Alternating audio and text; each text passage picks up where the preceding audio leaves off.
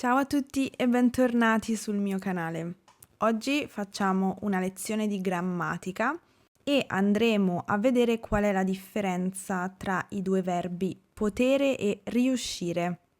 Uno viene usato al posto dell'altro e quindi oggi cerchiamo di capire qual è la differenza tra questi due verbi. Lo faremo andando a guardare tanti esempi perché ho preparato una presentazione, quindi io mi aiuterò nella spiegazione facendovi vedere una piccola, breve presentazione che ho preparato. Quindi adesso sullo schermo vedrete la presentazione. Eccoci qui. Allora, potere e riuscire. Come prima cosa vediamo le loro definizioni, quindi che cosa significa potere, che cosa significa riuscire. Il verbo potere è un verbo servile o modale.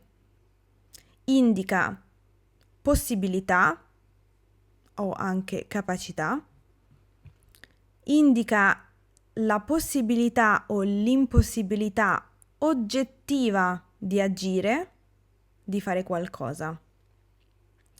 Quindi il significato attribuito a questo verbo proviene dal contesto esterno al parlante. Proviene da regole o indicazioni che provengono da fuori. Possibilità di agire in base a regole esterne o in base a un sistema di valori sociali. Quindi è molto molto importante considerare la situazione. Ad esempio, se dico non posso dire bugie. Non posso dire bugie perché qualcuno non me lo permette. Per esempio, una mamma vieta al figlio o alla figlia di dire bugie e quindi in quel caso c'è una regola che proviene da fuori. C'è un'impossibilità di agire dovuta a regole esterne. Riuscire significa avere le capacità di fare qualcosa, essere in grado di fare qualcosa, indica quindi una possibilità o un'impossibilità soggettiva di agire. Quindi il contesto che noi dobbiamo considerare è quello interno al parlante. Si fa riferimento alle abilità personali o comunque a indicazioni che provengono da dentro, cioè da un sistema di valori della persona. Per esempio, se io dico non riesco a dire bugie, non riesco a dire bugie perché il mio sistema di valori interno, personale, non me lo permette. Non c'è nessuno che mi vieta di dire bugie, ma sono io stessa a rendermi conto di non riuscire a farlo per determinati valori morali, personali, eccetera. Da queste due spiegazioni, quali sono le informazioni più importanti che dobbiamo ricordare? Queste, cioè che potere o non potere indica la possibilità o l'impossibilità oggettiva di agire o di fare qualcosa. Al contrario, riuscire o non riuscire indica la possibilità o impossibilità soggettiva di agire, di fare qualcosa.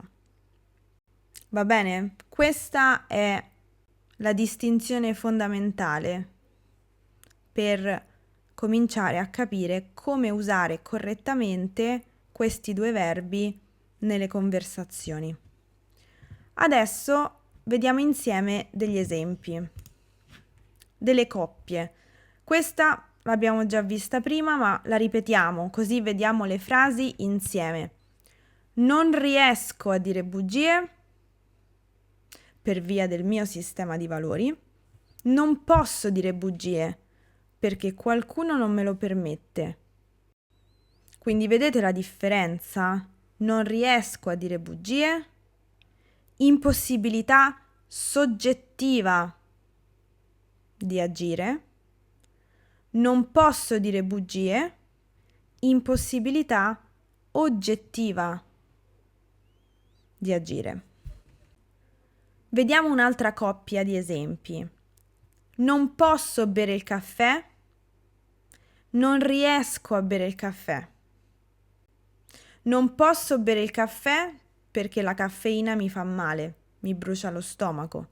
Anche se io volessi bere il caffè perché mi piace molto, in questo caso il dottore mi dice di non bere il caffè, non posso bere il caffè e quindi qui c'è un'indicazione dall'esterno.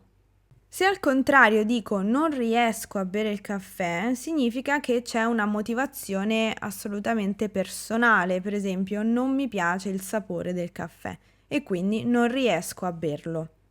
Vediamo un'altra coppia di esempi. Non posso guardare questo film. Non riesco a guardare questo film.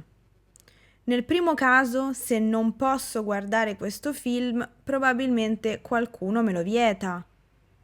Ad esempio, la mamma che vieta al figlio o alla figlia di guardare un film troppo violento. Allora il bambino o la bambina dice: non posso guardare questo film perché mia madre non vuole. Nel secondo caso, non riesco a guardare questo film significa che io ho dei limiti, non riesco a guardarlo perché per me è troppo forte o è troppo violento o fa troppa paura, eccetera. Vediamo un'altra coppia di esempi.